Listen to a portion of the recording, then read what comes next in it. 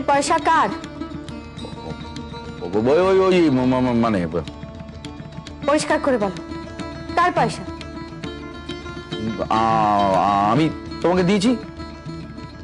বেশ, তবে ও কার? তোমার।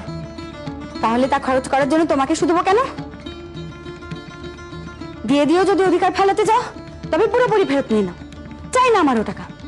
আয় আয়, মেজাজ হয়ে গেল তো। হ্যাঁ ঠিক আছে, বাড়িতে তাহলে কোনো কথা বলবো না, বলবো না।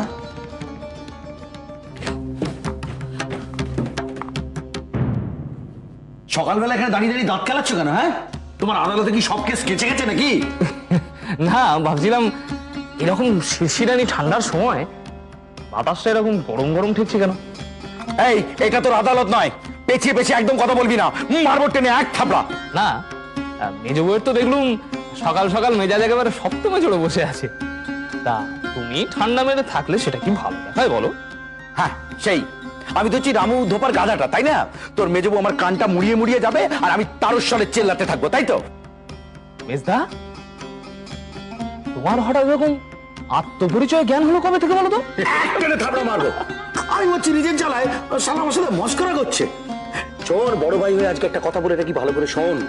জীবনে বে করিস না, ধারা হাত পায়ে থাক, সুখে থাকবি। এই বে করার যে কি জ্বালা না পুরুষ মানুষের, যে না ভুগেছে সে কখনো বুঝতে পারবে না। বে করা পুরুষ মানুষ আর জেলখানায় থাকা আসামি হচ্ছে একদম সমান। এদিকে বউয়ের গুঁতো খাও, ওদিকে মা, সংসার, সব। চলে যাবো একদিন, সন্ন্যাসী হয়ে চলে যাবো। রোজ রোজ বলছি, এবার একদিন ঠিক চলে যাবো। উনি পুরুষ হয়ে মেয়ে মানুষ সেজে সমগ্র দেশের নারী জাতিকে একাধারে গর্বিত এবং উদ্ধার করে চলেছেন। এই কম কথা। খেয়ে দিয়ে গেছে?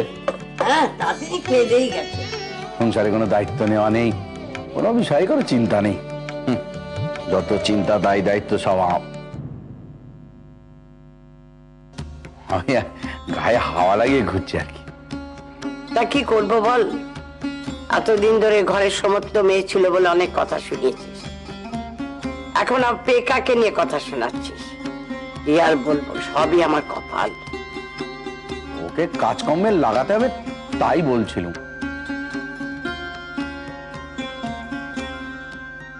দেখো দিন দিন সংসার বড় হচ্ছে, রোজগার পাতি করলে ভালো, সেই আর। এই কথাটাই তো আমি কতদিন ধরে বলে আসছি, যে ওকে একটা কাজে ঢুকিয়ে দে, কাজে ঢুকিয়ে দে। আমি তোর হাত ধরে নিয়ে গিয়ে কাজে ঢোকাতে পারবো না? তোরা দাদা হয়েছিস, যা হোক একটা কিছু কর, তোর তো এটা কর্তব্য। দাদা হয়ে একেবারে ভারী অন্যায় করেছে, এখন সব হ্যাপা সামলাও। ভরচাঁদগিন্নি বলছিল যে সামনের মাসে ওরা নাকি বৃন্দাবন যাচ্ছে, তা আমাকেও যেতে বলছে।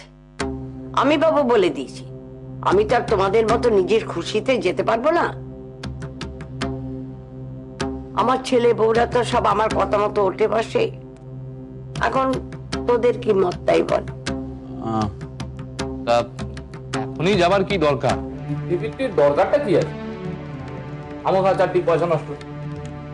একটা কাজ করো না, এখানকার কোনো মন্দির দেখে ভোগ চড়িয়ে দাও, আর পুণ্য যা হবার এখানেই হবে।